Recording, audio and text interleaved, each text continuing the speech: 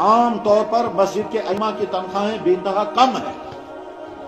اور یہ المیہ ہے یہاں کے تمام مسجد کے منتظمین کے لیے، بلکہ وارننگ ہے ان کے لیے کہ جو مسجد کے منتظمین مسجدوں میں پہن لیں گے تو کریں گے، مسجدوں میں قیمتی فرش تو بچھائیں گے، لیکن اماموں کو تڑپاتے ہیں تنخواہوں کے لیے۔ یہ میرے پاس میسیج موجود ہے، کل شام مجھے امام صاحب میسیج کر کے لکھتا ہے میں وہ بدقسمت امام ہوں جس کو 3 مہینے سے تنخواہ نہیں ملی ہے اور میرے بچے بھوکے، اور اسی علاقے کا یہاں ڈسٹرکٹ کوپواڑہ کا میرے پاس میسیج موجود ہے۔ یہ المیہ ہے مسجد کے منتظمین کے لیے،